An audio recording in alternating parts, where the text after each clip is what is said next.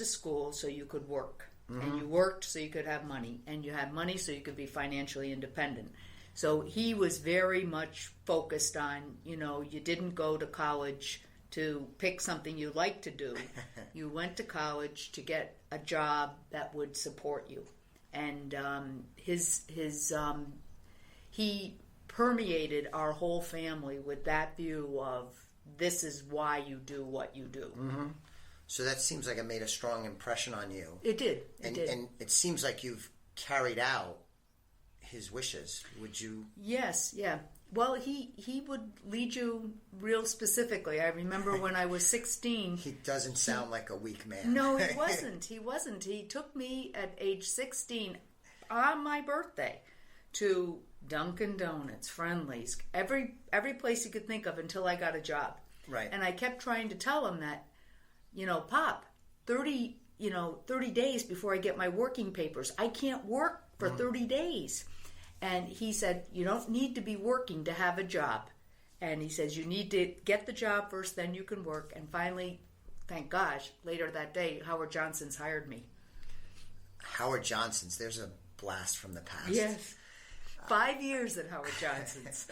So you said something that caught my attention in describing you go to college and choose what you're going to study so that you could work. Is that how you described it? Yep. And so, my daughter Marissa, who you know a little bit, she's getting ready to go to college next year, so we're in the midst of researching colleges, applying to colleges, visiting them, the whole rigmarole. But it seems today's generation are largely getting the message of study what you're interested in, study what you find fun, find something fulfilling.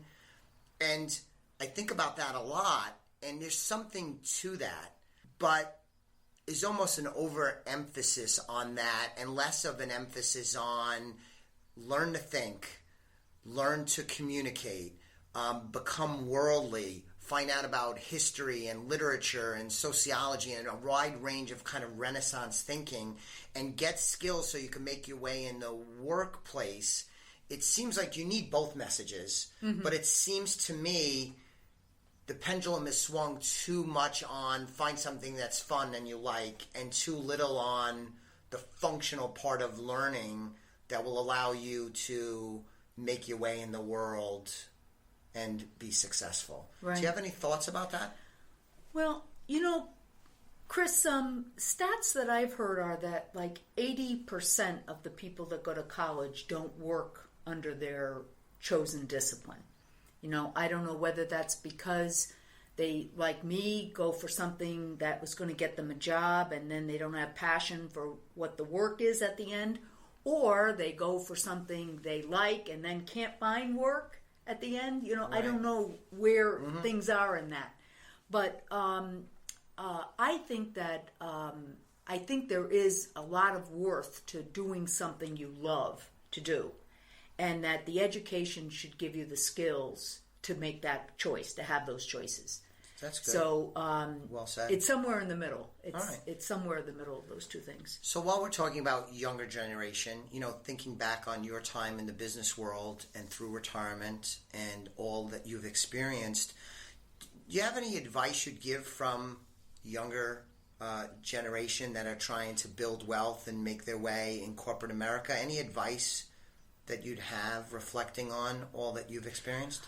Yes, I would say that I had very little training through my high school and even in college on the time value of money and personal financial planning. And I would have started earlier. When I started working, for me, retirement seemed like it was a lifetime away. Yeah. It wasn't even in my sights. And so it would have been better if I had been more purposeful in what I was doing with my savings plans, how I was looking at the future. And I think if I was to do it again, I would be more purposeful in that area. Can you share, because it's come up a few times in our conversation, so when do you think, thinking back on it, when do you think that you started saving for retirement and building wealth? Let's just use broadly building wealth, whether it was in the retirement plan at work or building up a savings account or paying down debt, whatever. Just where you got focused on, boy, I want to have some money. I want to build a nest egg. When do you think that was age-wise?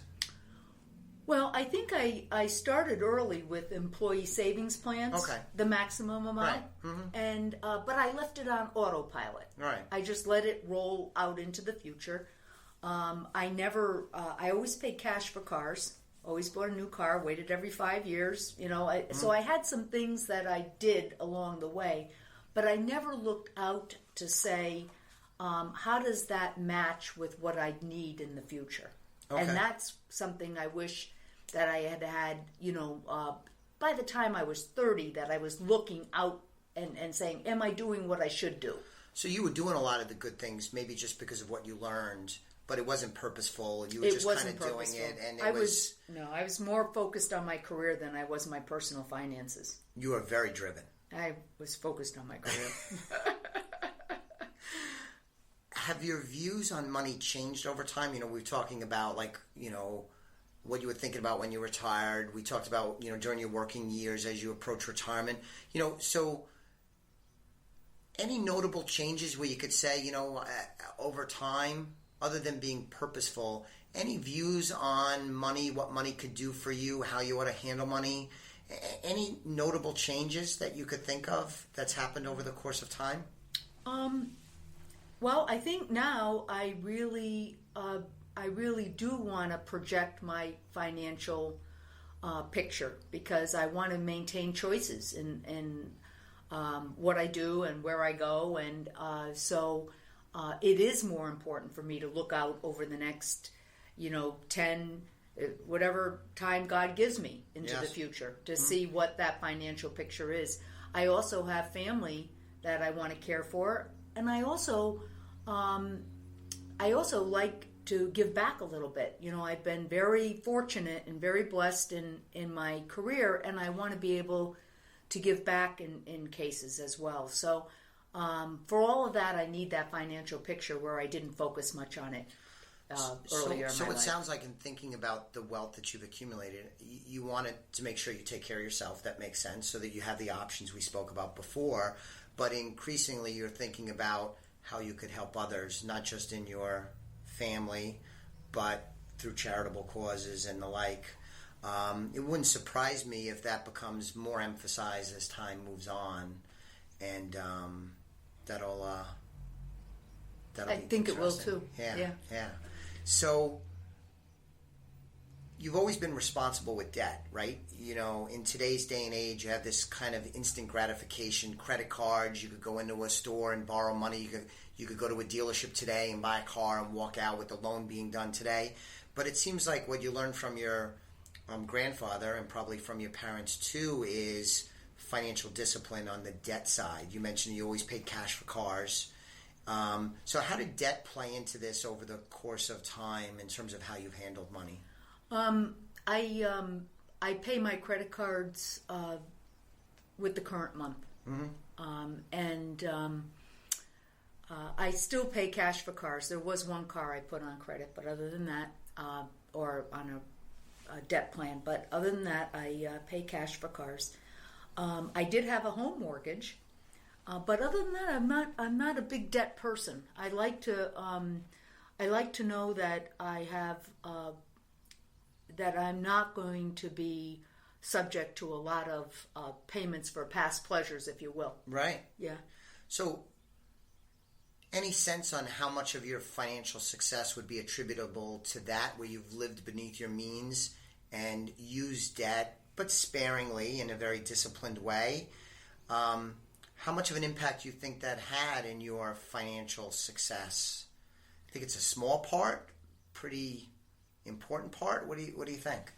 Well, it must be important, because I never lived in a way that would spend something I didn't have. Yeah. And so it's a mentality, Yeah. in how you buy and what you think you can have, Yeah. I think it's probably a very important part. Plus, not having all the debt payments or a massive mortgage and lots of payments frees up money to then squirrel away for retirement. So I've known you for 10 years. I don't believe you live an extravagant lifestyle. Is there anything that you wanted to share that we didn't cover? I would say that if you can live the life that you desire without the idea that finances prohibit it, that it's constrained,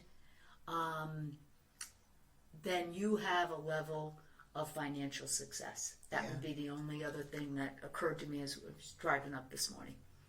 That was very impressive. I think that's a good way to end the show. Thank you for sharing that, and greatly appreciate you being with me here today. So thank you for listening in on this episode of the Simply Financial Podcast. I will be publishing another episode very soon. I'd appreciate it greatly if you would share this podcast with friends and family, post on social media. You could subscribe to the podcast on iTunes, Stitcher, TuneIn, and other podcast platforms. You could also go to the Elliott Wealth Management website and subscribe from there. The website is www.elliottwealth, that's 2 L's, 2 T's, elliottwealth.com. You could subscribe from there. You could also get more information about me, Elliott Wealth Management, and all of the team members here at Elliott Wealth.